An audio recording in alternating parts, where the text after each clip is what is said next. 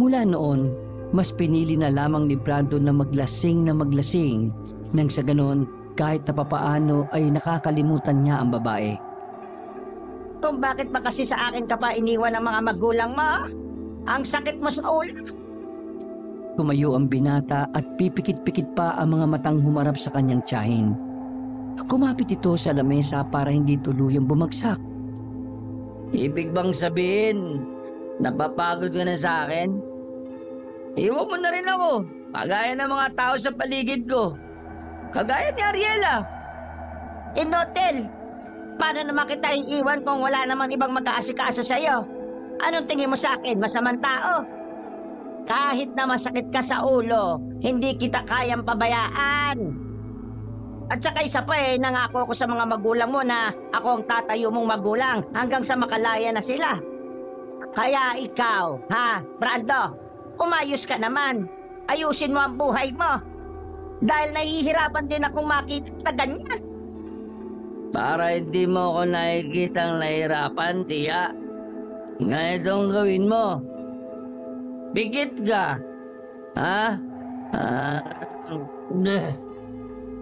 Tuluyan ang bumagsak ang binata sa sobrang kalasingan. Hinigayon ni Manang Lita sa kanilang katre. Agad namang humilik ang binata. Napapailing na lamang si Manang Lita habang pinagmamasda ng sabog na itsura ng kanyang pamangkin. Kinagabihan, nagising si Brando dahil sa ingay na naririnig niya sa labas ng kanilang bahay. Nangingibabaw ang boses ng kanyang tiyahin. Medyo nasa katinoan na siya noong mga oras na yon dahil sa haba ng kanyang tinulog. Sapat na para maalala na numero 1 tsismosa pala si Manang Lita sa kanilang lugar. Nakahawak pa sa ulo ang binata nang pilitin itong tumayo. Napatukot siya sa lamesa nang makaramdam ng kaunting hilo. Ang bihira naman. Hapon na, tsismisan pa rin ang inaatupag. Buti naman, gising ka na. Uy, wisit ka. Ginulat mo ko. Ngayon lang kita nakita ulit na medyo matino Nawala na ba tama ng alak sa utak mo?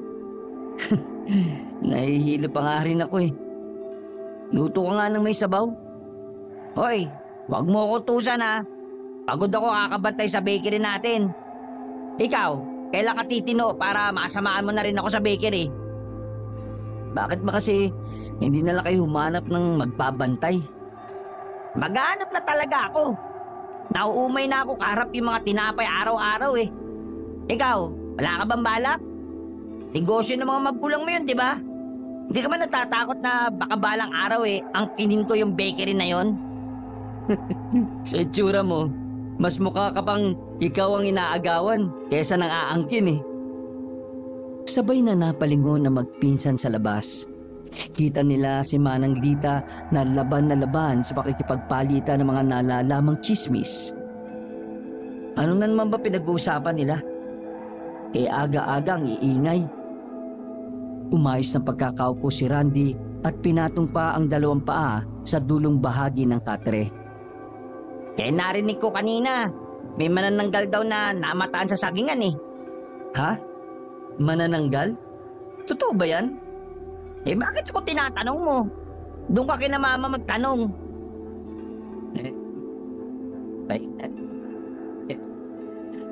Pala muna ng pera. Bibili ako ng alak. Diyan ka magaling. Hindi pwede. 1 buwan na kitang binibigyan. 1 buwan na rin nababawasan ng kita ng bakery. Ay nako, bahala ka sa buhay mo. Uy, Randy, saan ka pupunta? Sa bakery. Umuwi lang naman ako rito para tumae. Nakita ko mukha mo kaya tatae na ako. Uy, pahingi mo ng pera. Ay nako, mag-move on ka na, pinsan. Hindi na babalik si Ariela. Tandaan mo, ang hindi marunong lumingon sa pinanggalingan, hindi na babalik sa'yo yun. Pinagsasabi mo. Naglakad na palayo ang pinsan ni Brando na si Randy. Hindi na niya yun napilit pa na bigyan siya ng pera na lagi naman niyang ginagawa. Iiling-iling na uminom na lamang ng tubig ang binatang si Brando. Kinalkal niya ang kanyang bag pero puro barya na lang ang natira doon. Lumabas siya ng kanilang bahay. Nagbabaka sakali siya na may madaanan na nagiinuman ng mga kakilala. Wala na siyang pakialam kung anong alak pa ang nasa lamesa. Ang mahalaga lang sa kanya ay maramdaman niya ulit ang espiritu ng alak sa kanyang katawan. Napatigil siya sa paglalakad nang makita ang babaeng si Ariela na nakatayo sa kanto. Nabighan siya sa kagandahan ng dating nobya. Lalapitan niya sana yon para kausapin, pero napatigil siya nang makitang may lumapit na lalaki sa dalaga. Ari. Nakahawak pa siya sa kanyang dibdib. Biglang nanikip ang kanyang dibdib. Uy, aray! Sakit! Hapdi! Pighati! Dalamhati! Ouch! Akirot at wasak! Uy, para kang tanga. Ano bang ginagawa mo sa likuran ko? Akala ko ba papunta ka sa bakery? Papunta. Di ba dito yung daan? Ang daan patungo sa napakasakit na tanawin. Hoy, tumigil ka, sasapakin ko yung mukha mo. Saan asar pa ha? Tayong pinsan lang. Magtino ka kasi. Maging matinukan tao. Sigurado ko, kapag nakita ni Ariela na matino ka na, manghihinayang yan. O sige na, alis na ako. Kakausapin ko pa yung mga harina sa bakery. Akala ko, ako lang yung siraulo. Ito rin pala. Naglakad ng palayo ang pinsan niyang si Randy. Pagtingin niya mula kay Ariela, ay nakita niyang sumakay na yon sa motor kasama ang lalaki. May halong sakit pa rin siyang nararamdaman noong mga sandaling yon. Kaya naman, nilibot niya ang kanilang lugar. Naganap siya ng mga nag-iinuman. Sa dulong parte ng kanilang baryo, natanaw niya ang grupo ng mga tatay na hindi naman niya kilala. Dali-dali siyang lumapit sa mga yon. Hindi na siya nagdalawang isip na kapala ng kanyang muka. Pwede ba akong makiinom? Iniwan kasi ako ng babaeng mahal ko eh. Masakit ang puso ko. Pwede ba? Hindi nagsalita ang mga tatay. Tumango lang ang mga yon. Agad namang tinungga ng lalaki ang isang baso. Wala nang pakialam si Brando kung ang mga taong kainuman niya ay kilalang adik sa kanilang baryo. Ang mahalaga na lamang sa kanya ay malasing at pansamantala na namang makalimot. Makalipas lang ang ilang minuto, agad na nakaramdam ng pagkahilo si Brando. Nakakatatlong baso pa lang siya, pero iba ang tama ng alak sa kanya noon. Tawa siya ng tawa kahit wala namang nakakatawa.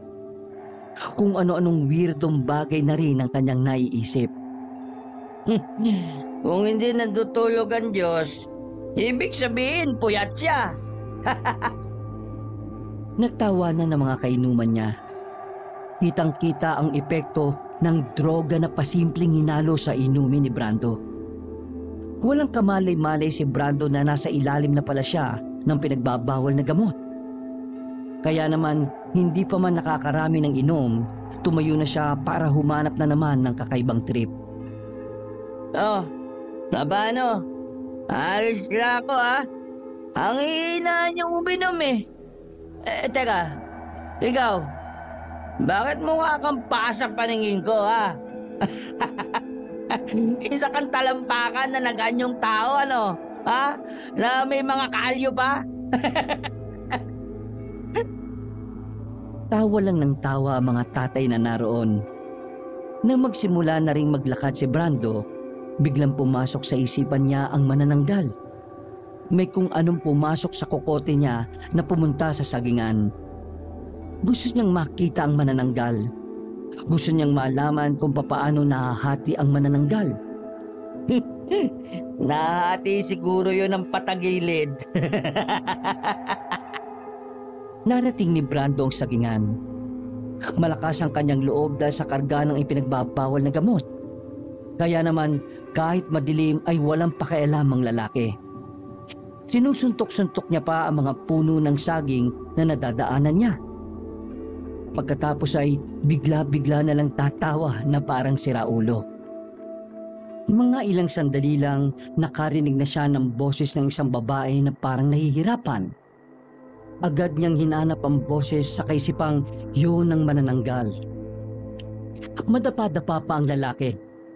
Tumama ang ulo niya sa katawan ng puno pero parang wala siyang nararamdaman. Gumapang na lamang si Brando. Mga ilang sandali lang, narating na niya ang kinaroroonan ng kalahati ng katawan ng manananggal. Dahil sabog, parang normal lang sa kanya ang bagay na yun. Wala siyang nararamdaman na kahit kaunting takot. Aba, okay ah. Sa bewang ka pala nahati.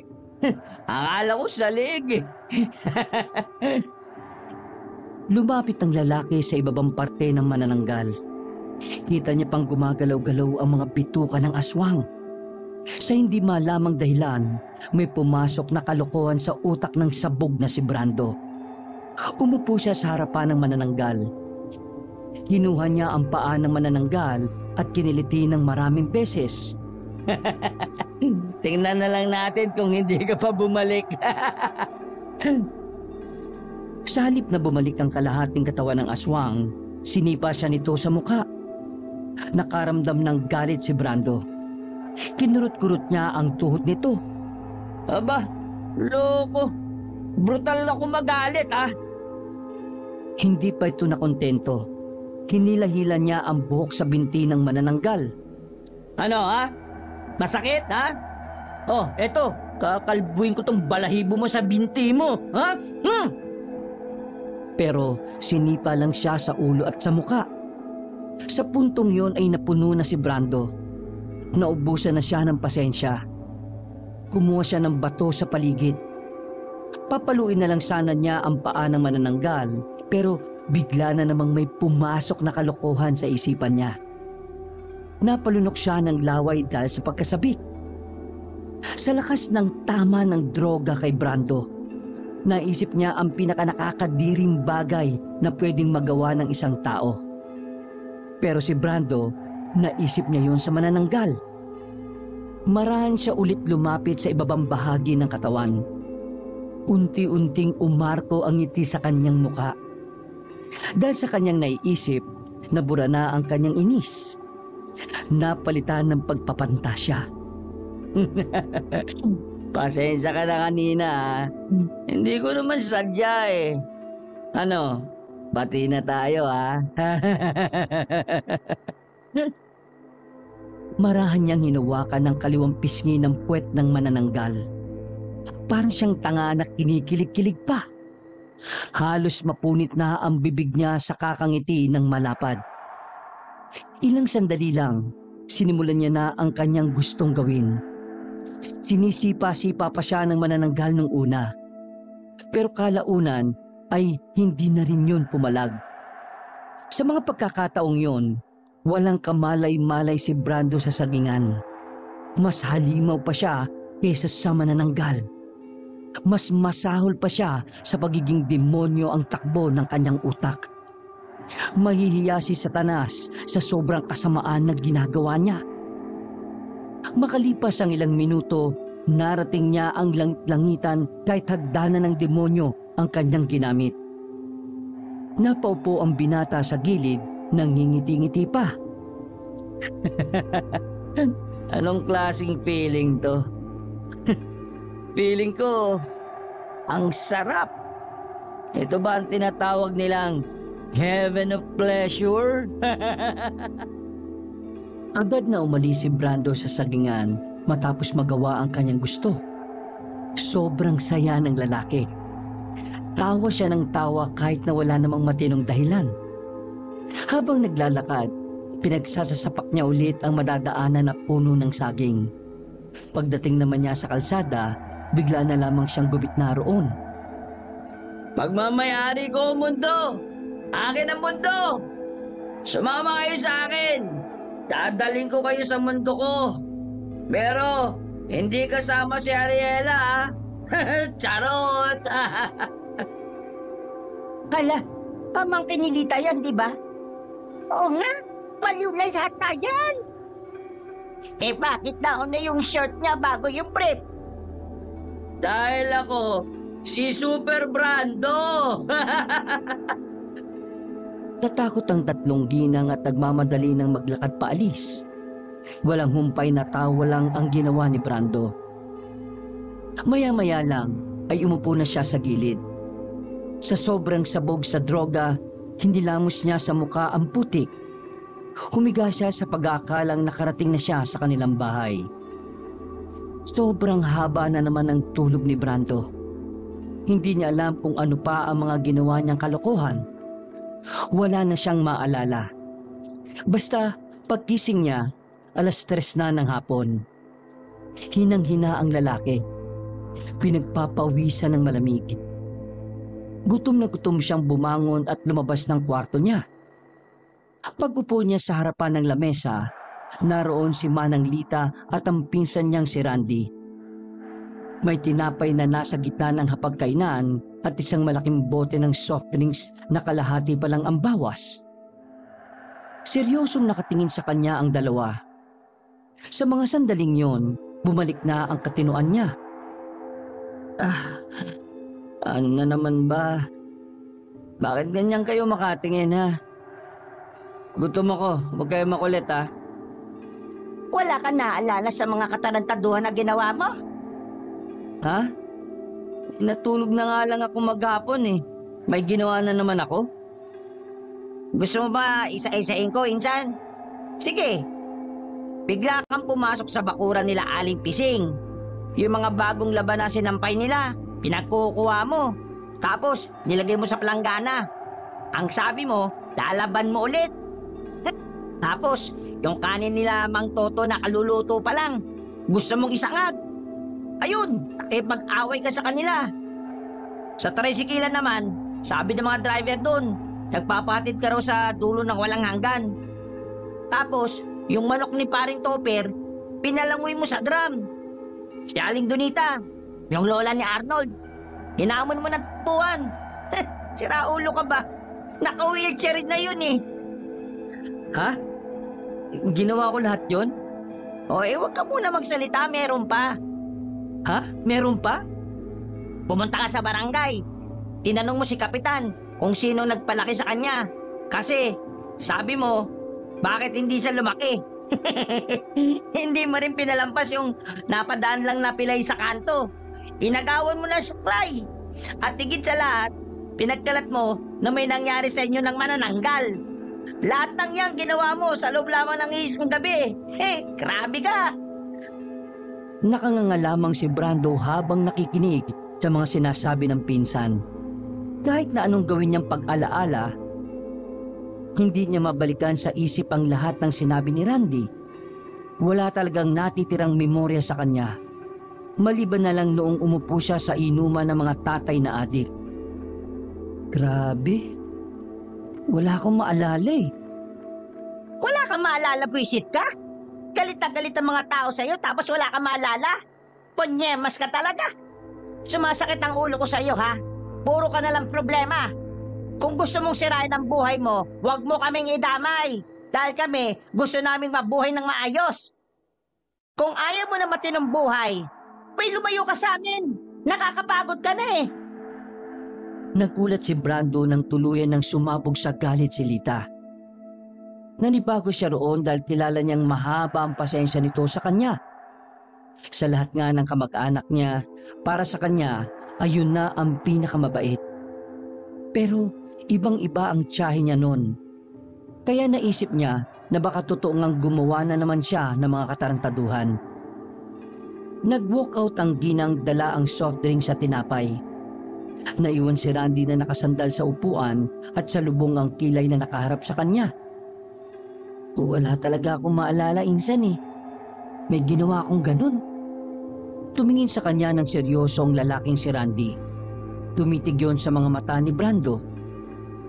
Insan, magsabi ka nga ng totoo. Nagdroga ka ba kagabi? Ha? Sira ulo ka ba? Bakit naman ako? Ha? Napatigil si Brando nang maalala ang mga nakainuman. Sa kanya lang napagtanto na mga adik nga pala ang mga nakasama niya nung gabi. Ano? Umamin ka? Nag-inom ako kagabi doon sa dulo. Saang dulo? Doon sa dulo. Sa mga adik. Sira pala ulo mo eh. Alam mo nang adik yung mga yon, bakit ka napag-inuman dun? Ay, di ko alam. Basta, palagay ko may hinalo sila sa iniinom ko eh. Hinampas ni Randy ng malakas ang lamesa. Dismayado yun sa kanya. Kulang na nga lang ay sapakin siya nito bigla. Kaya naman pala para kang tanga eh. Kung ano-anong mga ginawa mo. Pero ang mas kumakalat sa baryo ngayon ha, ay yung sinabi mo sa kanila na may nakatali kang manananggal. Putya, sinabi ko talaga yon. Alam nga naman ako. Sino bang sabog? Hindi. Wala akong ginawang ganun. Naku, bahala ka nga sa buhay mo. Sa ginawa mo, lalo na turn off sa'yo si Ariela. Alam ba kung anong sabi niya sa'yo? Ha? Ano? Trash! Isa kang trash! Basura! Natahimik si Brando. Kahit isang salita lang yon, sapat na yon para makaramdam na naman siya ng sakit. Sa mga oras na yon, pinagsisisihan niya ang mga ginawa niya. Mas lalo siyang napraning kapag iniisip niya kung ano ang mga mas malalang nagawa niya. Oh, saan ka na naman pupunta? Sa bakery! Magsasara muna ako! Pengin pagkain! Abay, kumuha ka sa kusina, no? Hindi mo ako utusan para pagsilbihan pa kita! Bumuntong hininga na lamang si Randy at tumingin sa kanya ng seryoso. Kapag hindi mo pa inayos ang buhay mo, iiwan ka na ni Mama. May naalok na trabaho sa kanya sa bayan. Stay in.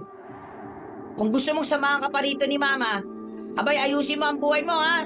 Brando, patanda na nanay ko. Mas inaalagaan ka pa niya ngayon kaysa sa akin eh. Tapos ikaw, binabaliwala mo lang. Ano? Natatawa ka pa? Naiwang tameme ang binatang si Brando. Hindi na niya nagawa pang sumagot sa pinsan niya. Alam din naman niya kasi na tama ang sinasabi nito. Nainis siya sa sarili. Nagsisisi siya sa mga araw na sinayang niya ng dahil lang sa isang babae. Kahit hinang-hina, pinilit niyang tumayo. Pumunta siya sa kusina at kumuha ng pagkain. Para siyang mabangis na hayop kung kumain. Gutom na gutom siya dahil hindi naman siya kumakain ng tama. Gabi na nang maisipan ni Brando na hanapin ang tiyahin niya sa labas. Gusto niyang humingi ng paumanhin sa mga nagawa niya.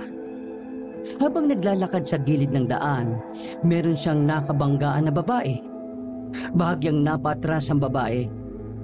Mabuti na lamang ay nahawakan yun ni Brando sa kamay kaya hindi natumba.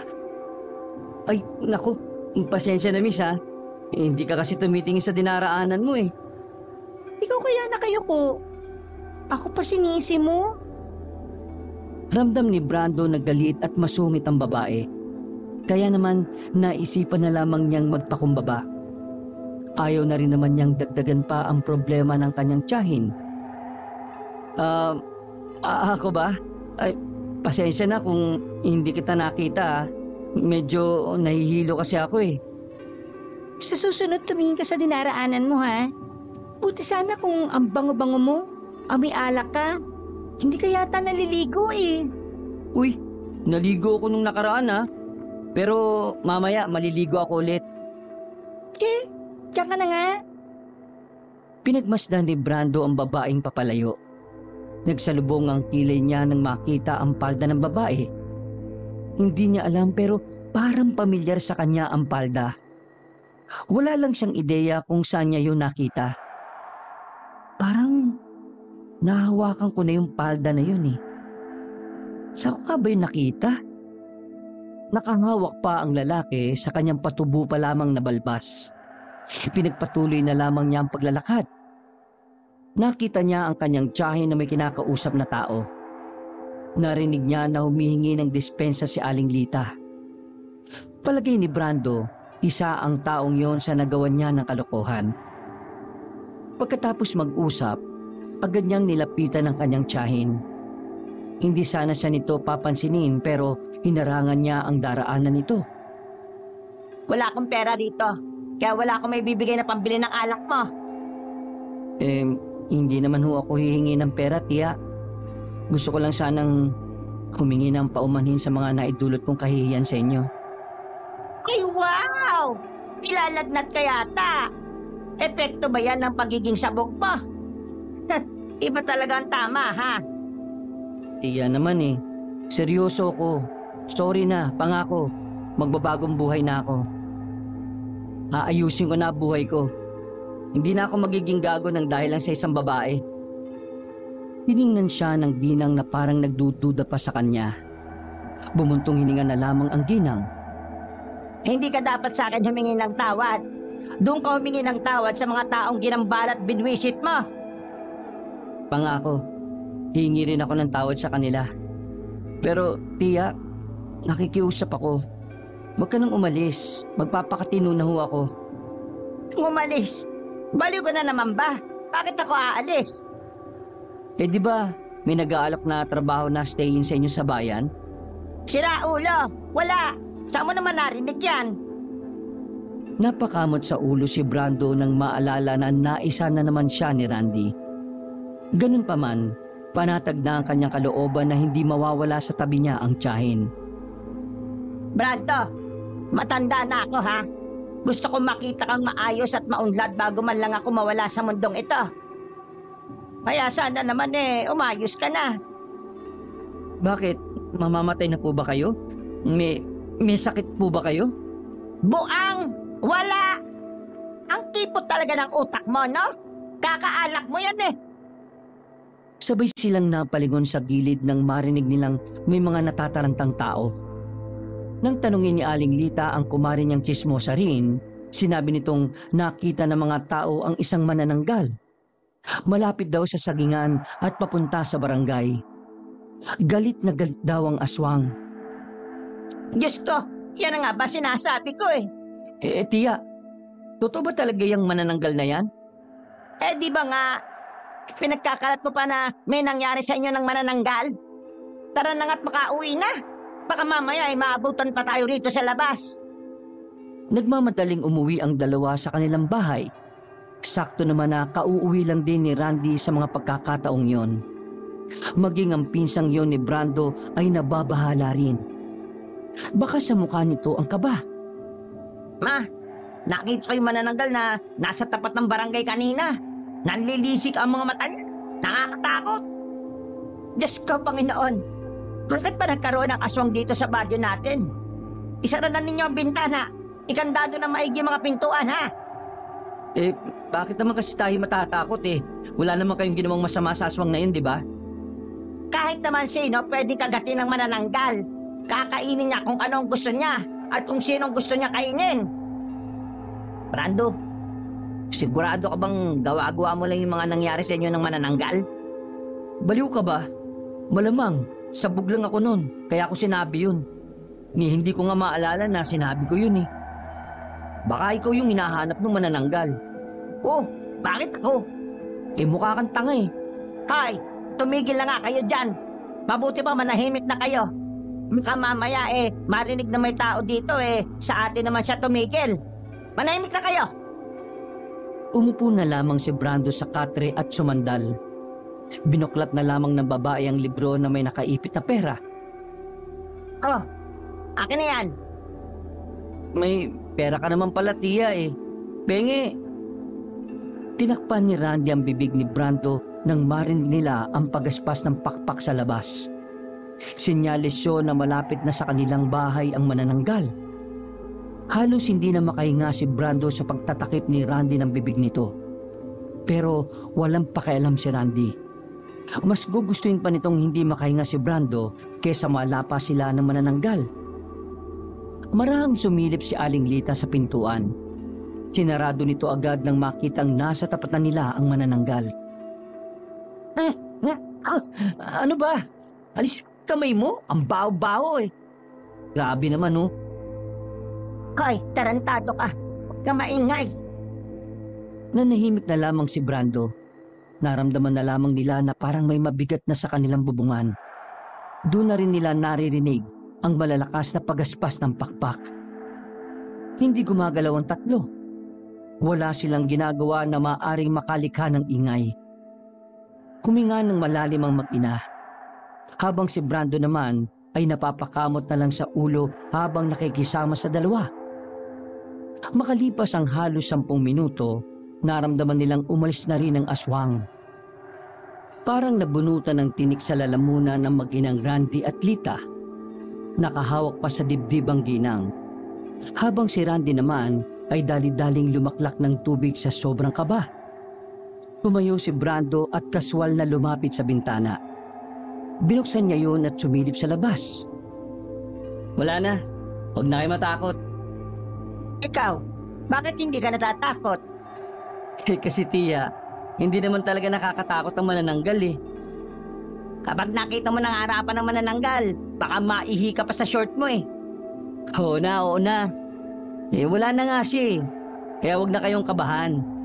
Tara, kumain na tayo para... Walang kakain. Ha? Wala munang kakain.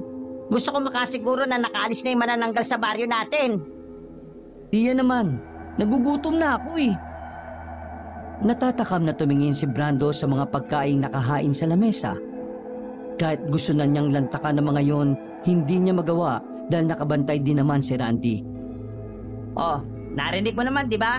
Wala munang kakain. Grabe, kainis naman. Dito na muna kayo. Pupuntahan ko lang yung mga kumari ko. Titingnan ko kung nasaan na yung manananggal. Lumabas ng bahay si Lita. Padabog namang umupo sa harapan ng lamesa si Brando. Masama ang tingin sa kanya ni Randy na parang hindi galing sa pagkakasindak sa manananggal. Delikado ba talaga yung manananggal na yan? Ngumisi si Randy. Uminom ulit ito ng tubig bago nagsalita. Akala ko rin nung una, wala lang niyang aswang na yan eh. Pero dahil natural na matalino at mapanuri ako, nagbasa-basa ako. Hinampas ng malakas ni Randy ang lamesa na kinagulat naman ni Brando. At malaman ko, kumakain pala sila ng mga laman ng tao. Karne ng tao. Karne mo. Oyo! Mapanuri ka tapos yan lang ang nalaman mo? Nagugutom na ako, no? Pwede na ba akong tumikim? Kahit na nag-aan yung tao rin sila. Baka hindi mo alam ha. Nakaharap mo na pala ang aswang eh. Ang manananggal. Ang corny mo naman manakot. Ilang minutong nakipagtitigan si Brando kay Randy bago makabalik ang kanyang tiyahin. Nang sa wakas ay sinabi ng ginang na nakaalis na ang manananggal, nagsimula na rin silang kumain. Habang gising na gising ang buong baryo dahil sa takot na dinulot ng manananggal, tamang higa lang si Brando sa kanyang kwarto habang nagtitinga. Nakatingin lamang siya sa kisame nang biglang may pumasok sa kanyang utak. Parang may naalala siya na senaryo sa gubat, partikular sa sagingan. Teka, nagpunta ba ako sa sagingan? Bakit parang may naaalala ko ron? Bumangon siya at sandaling nag-isip ng malalim. Pilit niyang inaalala kung ano ang nangyari sa sagingan. Pero bigla lang sumakit ang kanyang ulo sa kakaisip nito. Tinuon na lamang niya sa iba ang kanyang atensyon. Inisip na lamang ni Brando kung papaano nga sisimulan ang matinong buhay. Masasabi niya na sa mga nangyayari sa kanyang buhay, nakakalimutan na rin niyang paunti-unti ang babaeng si Ariela. Kinabukasan, maagang nagising si Brando. Dahil wala pa naman siyang naiisip na a-apply ang trabaho, naisipan na lang muna niyang pumunta sa kanilang bakery na nasa baryo lang din naman nila. Nagulat pa si Randy nang makita siyang nasa labas. Agad na lumapit sa kanya ang pinsan at nagdududa kung bakit siya naroon. Uy! Totoo ba ito? Sa loob ng maraming buwan, ang tagapagmana ng bakery na ito ay nandito? Hindi ba ako nananaginip ha? Hoy, tumigil ka nga, ang OA mo. Uy, bakit ka nga nandito? Wala akong mapapairam na pera ha? Wala pang benta. Kung gusto mo, kumain ka na lang ng tinapay. Ano ka ba? Nandito ako kasi gusto kong magbantay. What? Dito sa bakery, magbabantay ka? Ay hindi, baka sa morgue. Siyempre dyan, no? Pero wag kang aalis ha, turuan mo ako. Hoy, nakasingot ka siguro ng usok ng gulong hindi kaya usok ng katol. Pero, di bale, samahan mo ako para may katulog naman ako dito. Sabay na pumasok ang dalawa sa bakery. Isa-isang tinuro ni Randy ang mga dapat gawin at nakuha naman kagad yun ng binata. Habang nagbabantay ang dalawa, nakita ni Brando ang pamilyar na mukha ng babae na nasa labas. Kilala mo ba yung nasa labas? Bago mong syota? Uy, hindi ah. Ang pangit niya na. Eh bakit parang masama akong makatingin sa'yo? Ayan yung nakabanggaan ko sa daan nitong nakaraan. Ah, kaya pala. Eh nagsorry ka ba? Oo naman no. Muling tiningnan ng dalawa ang babae sa labas pero laking gulat nila nang makitang wala na yun doon. Nagtaka sila kaya lumabas din sila para tingnan. Pero hindi na talaga nila nakita. Hindi man pinahahalata ni Brando pero nakakaramdam siya ng kaunting kaba sa kung paano siya tingnan ng babae. Mabilis na lumipas sa mga sandali. Sumapit na ang kinagabihan. Oras na para isarado ang kanilang bakery. Grabe, nakakapagod pala no? Napagod ka pa nagsusukli ka lang naman. Pagkatapos nilang maisara ang bakery, ay naglakad na rin sila pauwi. Pasipol-sipol pa si Brando habang nakapasok ang kamay sa magkabilang bulsa. Hindi nagtagal ay nakarating na rin sila sa kanilang bahay. Nasa bakuran pa lamang sila ay nakaramdam na ng kakaiba ang magpinsan. Nagkatinginan sila nang mapansin na parabang may ibang tao sa loob ng bahay. Nagmamadali silang pumasok. Naabutan nila si Aling Lita na nakaupo. Habang kaharap nito ang mga taong hindi nila kilala. Ang tanging namumukhaan lamang ni Brando doon ay ang isang babae na nakakairita ang mukha. Yun ang babae na nakabanggaan niya sa daan. Ama, ano to? Sino tong mga Biglang sinarado ng isa sa mga yun ang pintuan. Huwag niyong subukan na sumigaw o magingay. Kung ayaw niyong may masaktan. Sandali lang. Ano ba to? Kidnap? Hostage? Uy, wala kaming pera. Ikaw? Ikaw yon? Ako? Oo, ako yung nakabangga sa'yo. Pero bakit kailangan pang umabot sa ganito? Nagsorry naman ako sa'yo ah. Nagsumbong ka ba sa papa mo? Nagkukunwari ka pang walang alam? Rosa, tama na yan. Naglakad ang matandang lalaki palapit kay Brando. Napatingin si Brando sa matanda. Hindi naman yun mukhang mayaman, pero hindi rin naman mukhang mahirap. Pagtingin nila sa iba pa, simple lang din ang datingan. Isa lamang ang napansin ni Brando sa mga yon. Lahat ng yon ay mapuputla. Parang hindi nadadaluyan ng dugo. Ikaw ba si Brando? Oo, ako yun. Ikaw, sino ka ba? Bakit nandito kayo sa bahay namin? May nalalaman pa kayong pasara-sara ng pinto ah. Panagutan mo ang anak ko. Nagulat ang magpinsan sa sinabi ng matandang si Rogelio. Pareho silang walang ideya sa pinagsasabi nito. Kanina pa sila rito at sinasabing nabuntis mo raw ang anak niya. Yan yung babaeng yan. Tumawa ng malakas ang binata. Pero seryoso lang ang mga nasa harapan nila. Hindi makikitaan ng kahit na anong pagbibiro sa muka. Unti-unting sumeryoso si Brando nang makitang tila nanlilisik na ang mga mata ng matanda. Seryoso ba to? Paano ko mabubuntis ang babaeng yan? Ang pangit niyan. Hindi ko naman niya kilala. At saka, nakabanggaan ko lang naman yan sa daan ha. Hindi naman nakakabuntis yung pagbabanggaan, di ba? Totoo ngang wala kang pakialam matapos mong pagsawaan ng lower body ng anak ko. Wait, what? Lower body? Ayun. Ewan ko dito. Mawalang galang na ho, Pero sino ho ba kayo? Hindi sino, kundi ano. di, ano pala kayo? Muntikan nang matumba si Brando nang makitang nagbago ang anyo ng mga yon. Namula ang mga mata nito at nangitim ang mga labi. Humaba rin ang mga kuko at tenga. May isa pang naglabas ng mahabang dila. Diyos ko, Panginoon, anong klaseng tao ba kayo? Napakapit si Lita sa anak na si Randy, habang si Brando naman ay napapasiksik na lamang sa sulok ng bahay.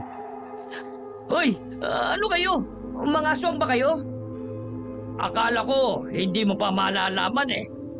Anong kailangan nyo sa amin? Bakit kayo nandito? Kakainin nyo ba kami?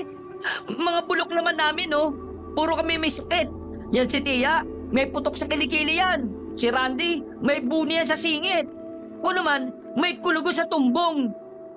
Wala akong pakialam kung ano pang sakit meron ka. Hindi kami interesado sa laman ninyo.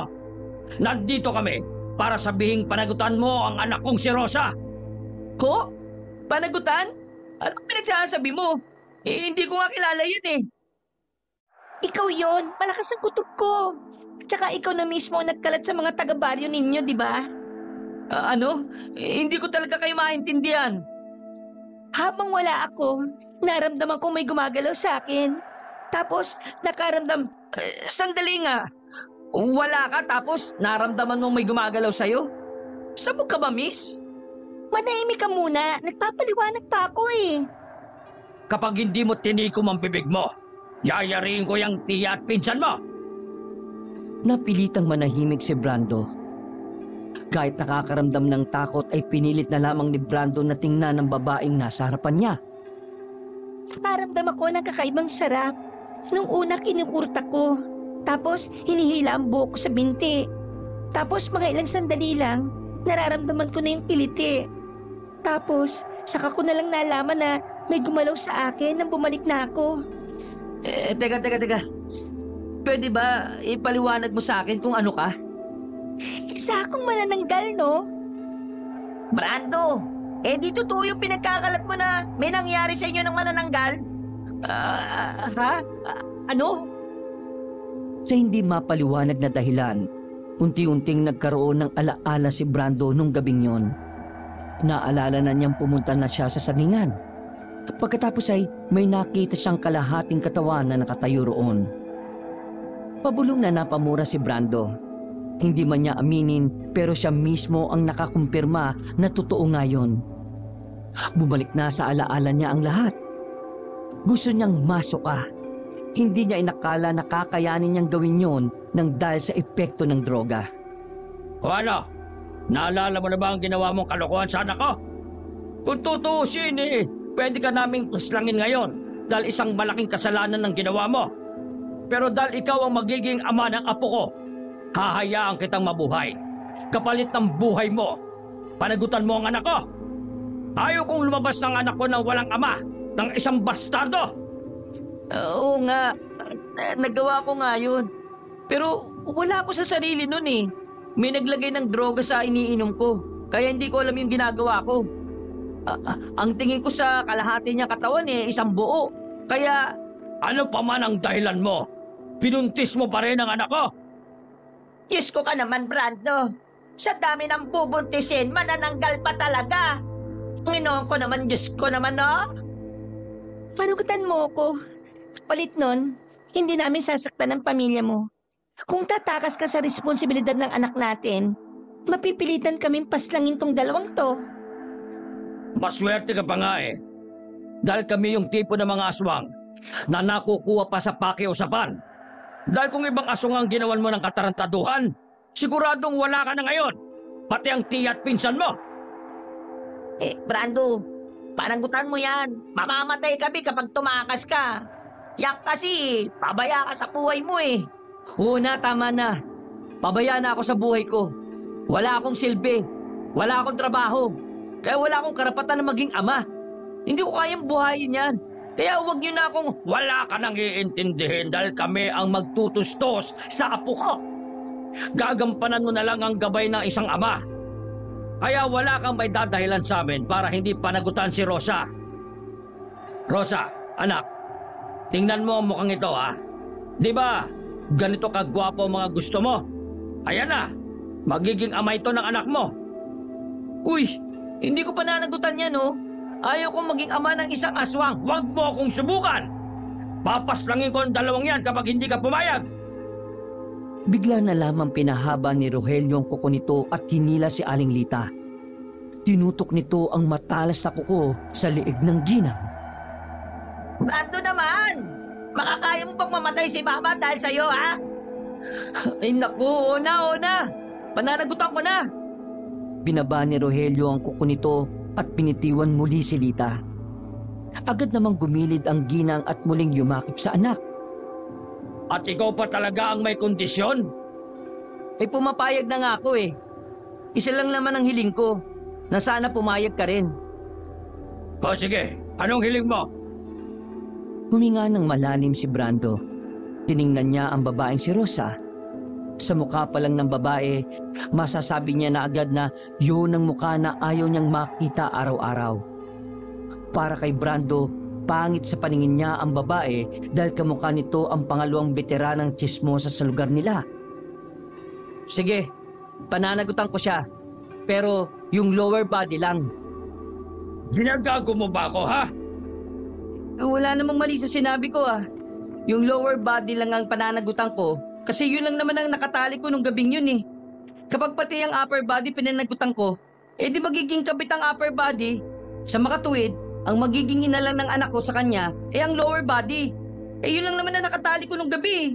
Wala naman yung upper body. Tanga ka ba? Iisa lang sila. Nahati lang sa dalawa. Anong lower body pinagsasabi mo na magiging ina ng anak mo? Ginagamit mo ba ang utak mo, ha? Upper body ang magdadala ng sanggol. Nauubos na pasensya ko, ha? Hindi ko na kayang kausapin ng siraulong kagaya mo. Oo na, sige na. Pananagutan ko na yung lower and upper body. Ang ibig ko sabihin, yung buong siya. Nakahinga ng maluwag si Lita at Randy. Buong akala na mag-ina ay katapusan na nila kapag umiral na naman ang katangahan ni Brando. Basta, ipangako nyo lang sa akin ha, na hindi nyo sila sasaktan kahit na kailan. Huwag kang mag-alala. Kasama mo silang titira sa lugar namin. Ha? Total, pumayag ka na. Sasama na kayo sa amin ngayong gabi. Pupunta na tayo sa lugar namin. Huwag kayong mag-alala. May sarili kayong titirhan doon. Kaya mag-impake na kayo. Maghihintay kami sa labas. At kapag tinangka niyong magsumbong sa iba, o kaya tinangka niyong tumakas, may mamamatay sa inyo. Ano? Naintindihan niyo ba? Wala nang nagawa pang tatlo kundi ang tumango na lamang. Batid nilang mapapaikli talaga ang buhay nila kapag may ginawa silang hindi maganda. Mama ka talaga kahit kailan, Brando. Paano na ang bakery? Kumuha tayo ng pagkakataon. Tatakas tayo. Huwag niyo na pong tangkain, tiya. Hindi nila tayo sasantuhin. Visit ka kasi. Puro na lang problema ang dulot mo sa akin. Makailang beses na silang kinatok ng mga aswang sa labas. Nagmamadali na silang nag-impake at saka lumabas na rin ng bahay. Para hindi sila makita ng mga tao, pinili ng mga aswang na dumaan sa liblib na lugar. Magkakadikit lang ang tatlo habang naglalakad sila sa madilim na daan. Hindi pa rin makapaniwala si Brando na darating ang punto na makakasama nila ang mga aswang. Isang malalim na paghinga na lang ang nagawa ng binata. Nagsisisi na siya na kung may babalik lamang niya ang gabing yon, hindi niya gugustuhin makipag-inuman sa mga adik. Halos kalahating oras ang kanilang nilakad. Sa wakas ay natanaw na rin nila ang isang maliit na baryo. Bilang sa daliri ang mga bahay na naroon. Kahit na walang supply ng kuryente, maliwanag sa lugar dahil sa mga malalaking sulo na nasa daan. Double check ko lang ah, mga aswang ba talaga kayo o baka nananaginip lang ako? Ngumisi lang sa kanya ang matandang si Rogelio. Totoong nangyayari ang lahat ng ito, Brando. Hindi ka nasabog, no? Ay naku naman, kainis! Paglapit nila sa maliit na baryo na yon, ay sinalubong sila ng mga naroon. Sa tingin pa lang, alam na ni Brando na aswang ang mga yon. Magginig kayong lahat! Kasama na namin ang ama na magiging apo ko. Isa siyang tao. Pero hindi niyo siya pwedeng galawin. Ganon din ang dalawa nitong kasama na tao rin. Ituring niyong sila ay parte ng angka natin. Dahil sa kauna-unahang pagkakataon, magkakaroon ng dugong tao sa ating lahi. Nagpalakpakan pa ang mga aswang nang naroon, habang si Brando at Randy naman ay napapakapit na lamang kay Aling Lita. Sumunod kayong tatlo sa akin. Dinala sila ni Rogelio sa isang bahay na may kalawakan din ang bakuran nito. Mukhang maayos din ang loob. Nagtataka si Brando kung bakit doon sila titira. Kung tutuusin, dapat ay malupit sa kanila ang mga aswang na naroon dahil di hamak na tao lamang sila. Ganito ba talaga kayo? O baka medyo mabait lang kayo sa amin kasi nabuntis ko yung anak nyo? Napatigil ang matandang lalaki na si Rogelio at tumingin ng seryoso kay Brando. Bakit? Ang tingin mo ba sa lahat ng aswang mababangis? Hindi ko alam. Sa totoo lang, wala naman talaga akong alam sa inyo Kung hindi ako sabog nung gabing yon, hindi ko malalaman na totoo pala mga aswang Hindi na nagsalita pa si Rogelio. Naano na itong pumasok sa loob ng bahay at sumunod na rin ang tatlo. Simple lang ang loob. Bungad ang higaan at maayos naman ito. Dito na kayo maninirahan dahil parte na kayo ng pamilya namin. Diyos ko, bakit naman ganyan? Tradisyon ng mga aswang ang sinusunod natin, hindi tradisyon ng mga tao. Nagpasalamat na lang kayo dahil sa mga aswang na kalmado kayo napunta. Hindi pa kami yung mababangis na iniisip ninyo. Sandali. May pinatatakbo kasi akong bakery. Ano yun? O sige, papayagan kitang makabalik-balik doon. Pero sa oras na magsumbong ka sa iba tungkol sa aming mga aswang na narito, tigok ang nanay mo. Lumangon na lamang si Randy. Pinangako na lang nito sa sarili na kahit na anong mangyari, wala siyang pagsasabihan. Lumabas na ang pinunong aswang na si Rogelio. Nang masiguro na mag-ina na wala na yon, agad nilang nilapitan si Brando. Pinagkukukurot ni Aling Lita ang binata. Pinagbababatukan naman ni Randy yon. Aray, ano ba? Bakit mo kayo nananakit? At hindi mo pa talaga alam kung bakit ang sarap-sarap mong saktan ngayon? Dahil na naman kasi sa'yo, kaya nalagay sa alanganin ng buhay namin ni Mama. Pambira ka talaga Kung nagtitino ka lang kasi, hindi tayo aabot sa ganitong punto Wala ka sanang tinirang manananggal sa sagingan. Oo na. Kasalanan ko na. Hindi niyo naman kailangang ulit-ulitin kasi hindi ko naman kinakalimutan Patawarin niyo na ako kung pati kayo nadamay. Mas maigi pa sanang nawala na lang ako Nang sa ganun, Ay! Anong mawala? Sira ulo ka talaga. Iiwan mo sa amin ang problema mo. Hoy, magpakalalaki ka. Yan ang kulang sa iyo Isa kang duwag. Kaya ka iniwan ni Ariela kasi yan ang wala sa iyo. Lagi mong tinatakasan ang problema mo. O ano, narilto ka tuloy ni Mama. Kulit mo kasi. sige na, huwag na kayo mag-alala. Ayusin ko tong gusot na ginawa ko. Pinapangako ko na makakaalis din kayo rito. Ay nako, Panginoon ko. Saan ako nagkulang sa iyo? Pampihirang buhay naman ito. Naupo na lamang sila sa sahig. Tulala ang tatlo.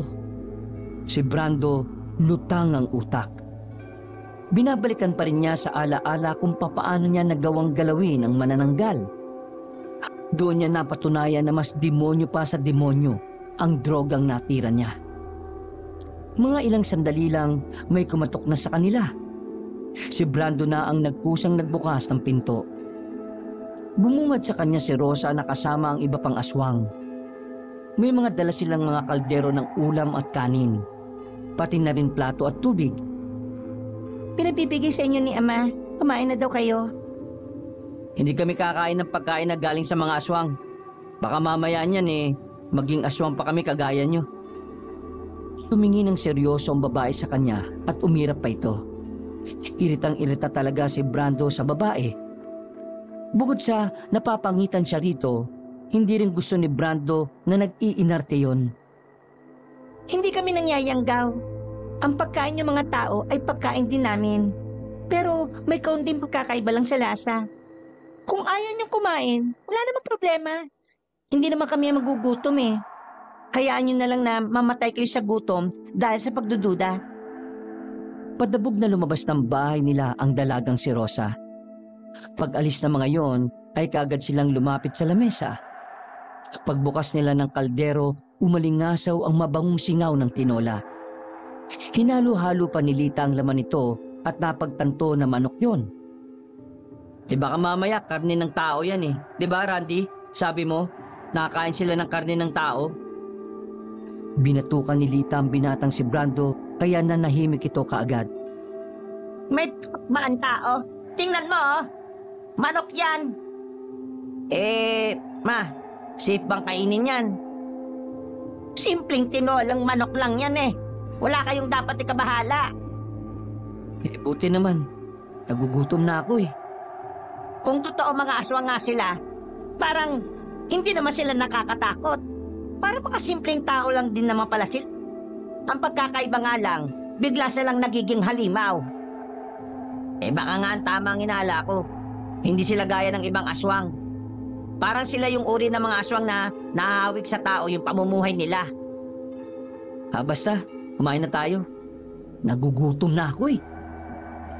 Nilantakan na ng tatlo ang pagkain sa lamesa. Sarap na kumakain si Brando. Parang sandali niyang nakalimutan na nasa lugar sila ng mga aswang. Sa sobrang sarap ng tinola, napahimas-himas pa ng tiyan si Brando.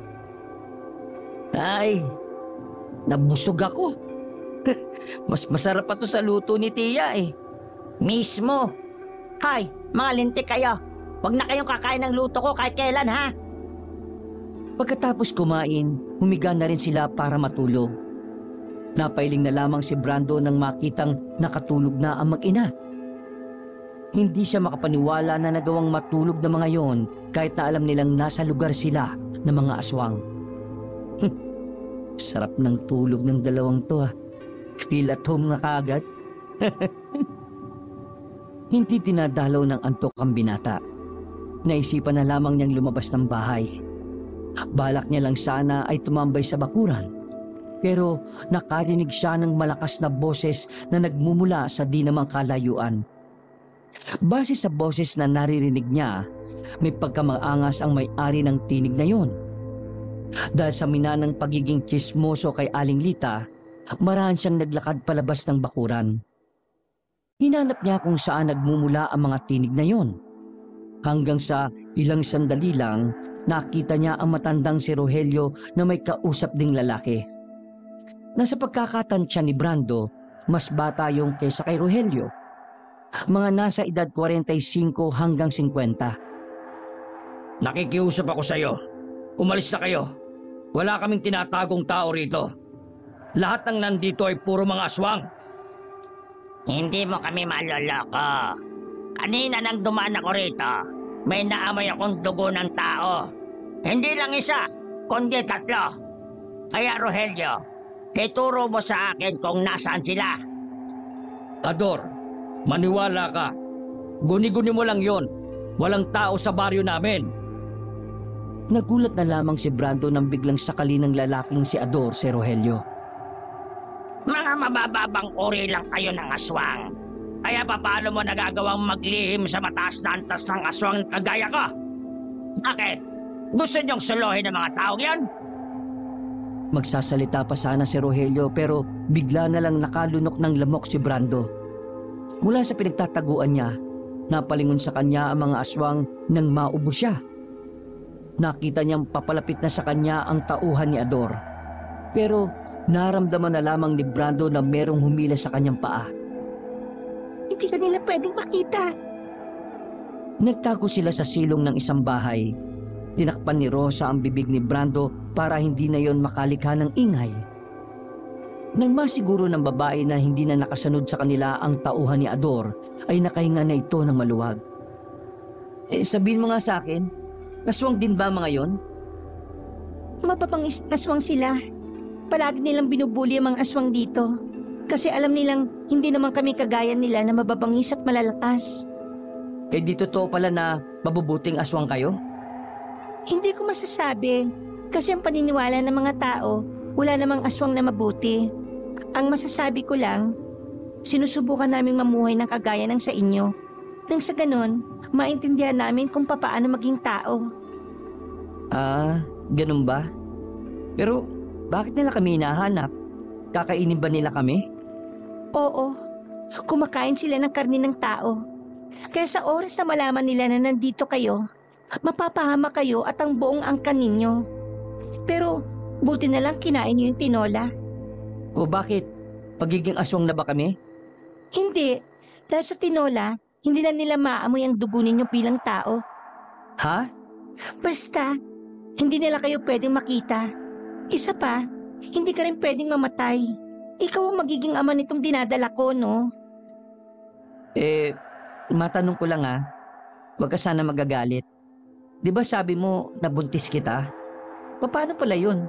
Kapag lumaki ng tiyan mo, tapos nahati ka sa gitna, di malalaglag yung bata.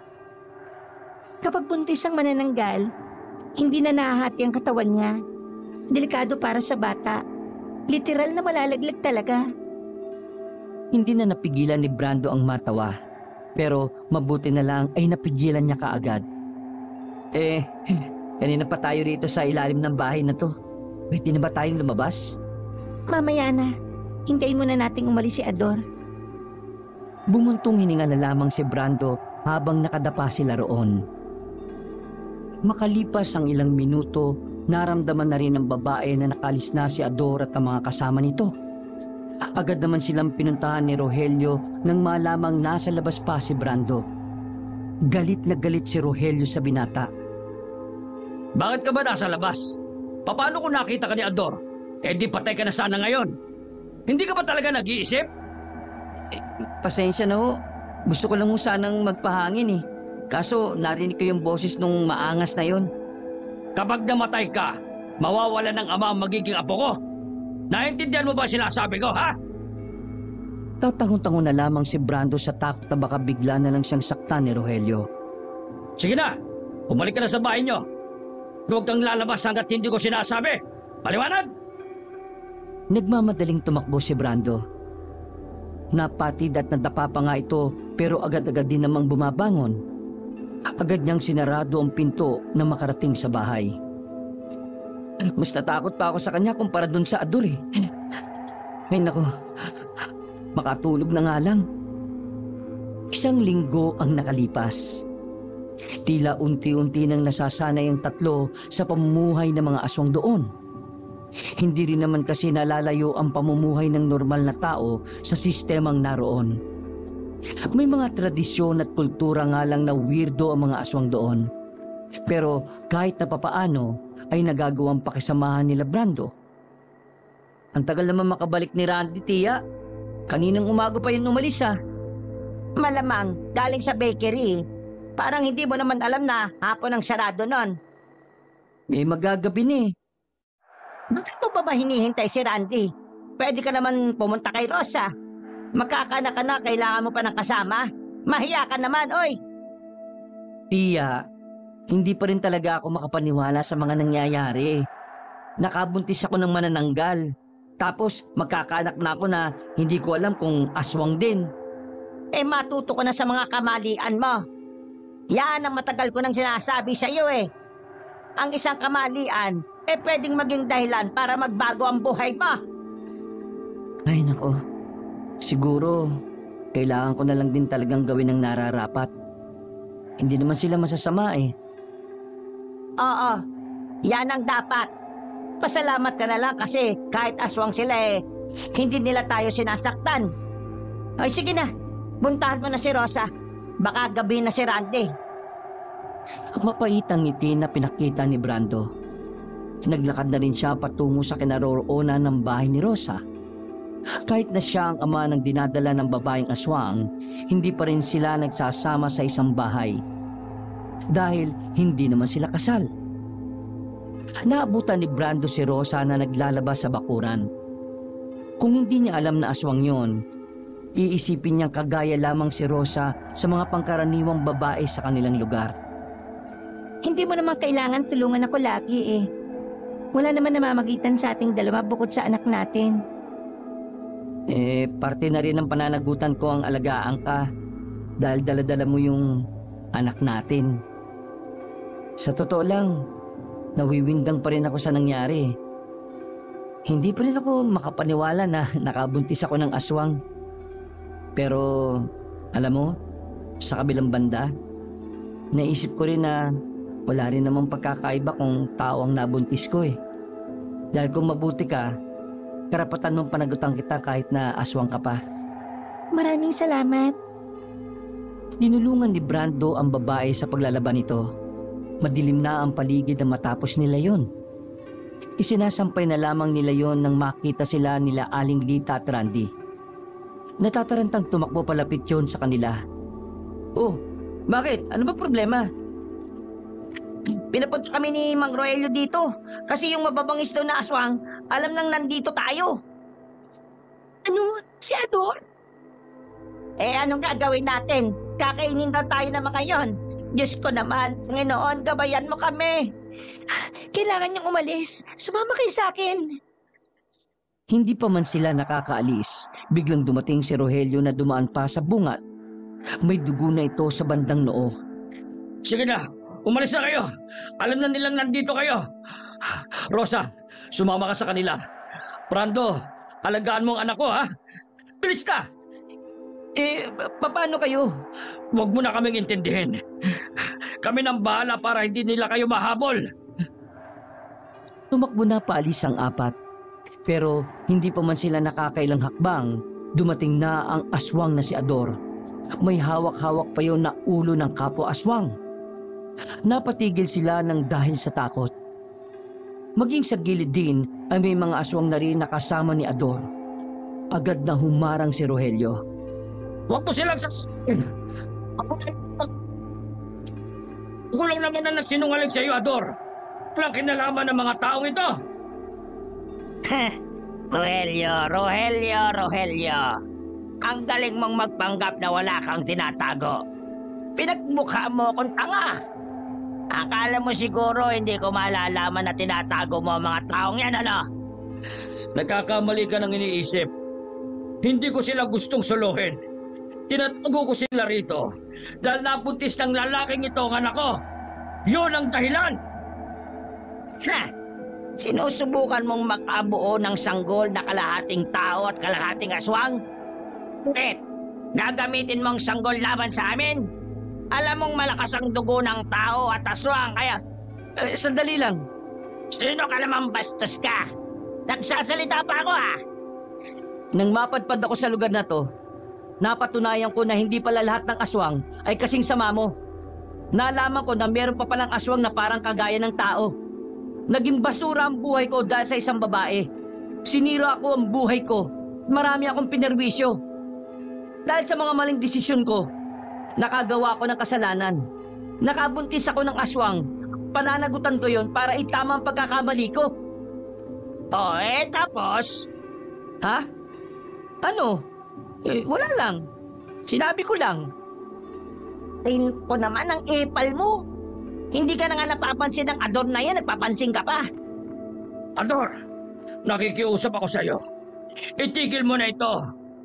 Hayaan na natin silang makalis kasama ang anak ko. Pasensya ka na, Rogelio. Pero mag-iisang linggo na rin kasi akong hindi nakakakain ng karne ng tao. Kaya kahit na lumuha ka pa ng dugo dyan, hindi mo ako mapipigilan. Nagtalunan na ang mga kasamahan ni Ador. Kaya sa puntong yon, hindi na nagdalawang isip pa si Rogelio.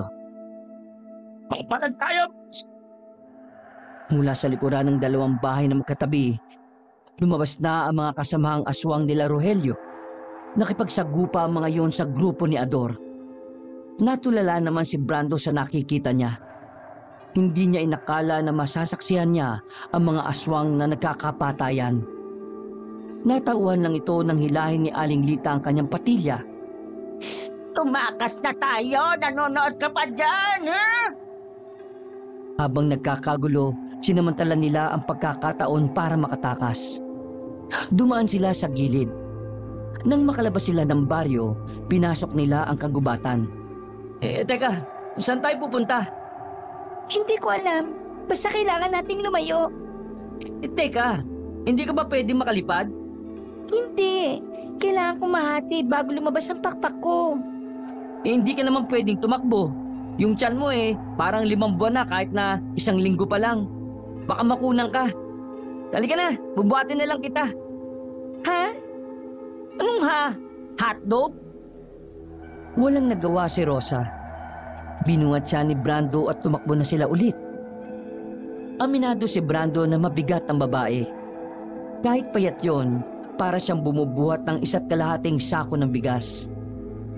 Pero dahil may malasakit siya sa batang nasa sinapupunan ng babaeng aswang, ayaw niyang matagtag ang tiyan nito kakatakbo.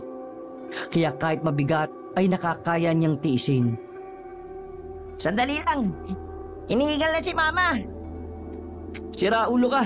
Bakit mo pa kasi pinatakbo? Binuhat mo na lang din sana. Kaya daw niya eh. Ayan tuloy. Sandali. Pahinga tayo, sandali. Pwede. Baka may makasunod sa atin. Randy, buhatin mo na lang si Tia. Ang kulit mo naman kasi, May. Pinasan ni Randy ang ginang at tumakbo na silang muli. Pagdating nila sa pusod ng kagubatan, bigla silang napatingin nang makitang nag-aabang na roon si Ador. Maliwanag ang buwan noong mga oras na yon. Kaya naman, kitang-kita nila ang nakakatakot na anyo ng lalaking aswang. Merong itong pakpak na malapad. Bato-bato ang katawan at mahaba ang dila. Binaba na muna ni Brando si Rosa. Ganon din si Aling Lita. Rosa, bakit ganon? Hindi naman naahati ang katawan niya pero bakit siya may pakpak? May mga aswang na pinagkalooban ng pakpak kahit hindi manananggal. Mababangis na aswang ang mga uri nila. Tingnan mo nga naman. Masosolo ko ang 3 tao na ito. Mukhang magandang hapunan ang meron ako ngayon ah. Hindi mo sila magagalaw. Anong magagawa mo? Buntis ka, di ba? Gusto mo rin bang kainin ko yung dinadala mo? Buo na ba yan? Hoy! Ako harapin mo! Huwag kang pumatol sa babae o sa matanda o sa mamas boy. Ako ang kalabanin mo. At ano naman ang magagawa mo, ha? Ano? Hindi na nakapagsalita pa si Brando nang bigla na lamang tumalon sa harapan niya ang mabangis na aswang. Dinakma siya nito sa liig at iniangat sa ere. Pero napitiwan siya agad nito nang tusukin niya ang mata ni Ador. Bumuelo si Brando at sinuntok niya ng malakas si Ador sa muka. Pero sa kasamaang palad, hindi yung tinabla ng suntok niya. Sa halip, siya pa ang nasaktan. Aray ko! Aray! Muling nahawakan ni Ador ang binata at saka binalibag. Galit na galit yung kay Brando. Kaya naman agad nitong nilapitan ulit ang binata. Nasa aktong kakagatinan nito sa liig si Brando nang biglang dumating si Rogelio. Galing ito sa itaas ng puno. May hawak itong itak na siyang pinangtaga nito sa ulo ni Ador. Napaatras yun at saka nagpagewang-gewang. Pagtapusan na ng kasamaan mo, Ador! Hindi mo na kami ulit mapakapakan! Tuluyan ang bumagsak sa lupa ang wala ng buhay na si Ador. Hindi naman makatayo si Brando dahil sa sobrang sakit ng katawan. Pinasa na lamang siya ni Rogelio sa balikat. Nang makabalik na sila sa baryo, patay na ang mga kasamahan ni Ador. Kinaya nilang talunin ang mga yon dahil sa matagal ng strategy na inaral ni Rogelio. Ngayon, ligtas na kayong mananatili rito. Brando, maraming salamat sa pagprotekta sa anak ko at sa apo ko. Walang anuman pero pwede bang ihiga mo muna ako? Sobrang sakit ng katawan ko eh. Natawa na lamang si Rogelio. Maya-maya lang ay dinala na siya sa isang silid. Mula nang matalo nila si Ador, nawala na ang pangamba ng mga aswang na naninirahan doon. Nadagdagan ng moral ng mga ito para magpatuloy sa buhay. Samantala, sa lumipas na 6 na buwan ay tuluyan ng nanganak si Rosa. Kumpara sa tao, mas mabilis manganak ang mga aswang kaya hindi na rin nagtaka pa si Brando. Lalaking sanggol ang isinilang ni Rosa. Kahit na alam ni Brando na may dugong aswang ang batang yon, hindi pa rin nagbago ang tingin niya roon. Para sa kanya, anak niya pa rin yon kahit pa anumang tahakin itong landas kapag lumaki. Tatanggapin niya yon sakaling maging ganap na itong aswang. Ang paglapas ng anak ni Brando sa mundo ang siyang naging hudyat para kay Brando na magtinuna sa buhay.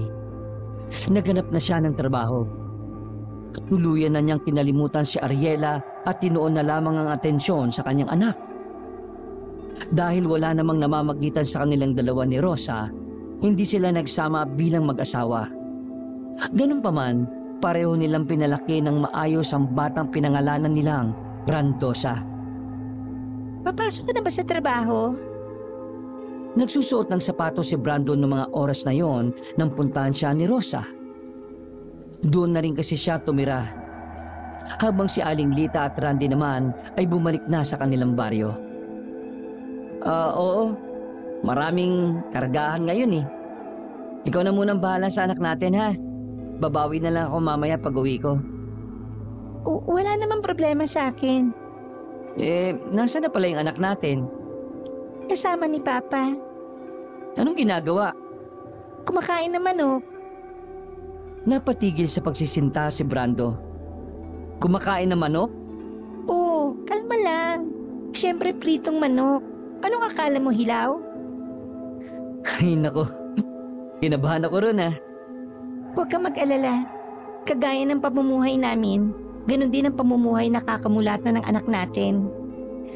Maraming salamat ha. Huwag ka rin mag-alala. Magmula mamayang gabi, magiging ganap na pamilya na tayo. Ha? Manliligaw ako. No? Hoy, teka lang ha. Bumalik ka rito. Napapangiti na lamang si Brando habang naglalakad na paalis. Sa halos 7 buwan na kasi niya roon, natutunan na rin niyang mahalin si Rosa. Hindi na niya iniisip pa kung anong uri si Rosa. Ang mahalaga na lamang sa kanya ay ang kabutihang puso nito. Masayang pumasok sa trabaho si Brando. Alam niya, masaya rin siyang uuwi dahil may 2 naghihintay sa kanya. Ang kanyang anak at ang manananggal na magiging ganap na niyang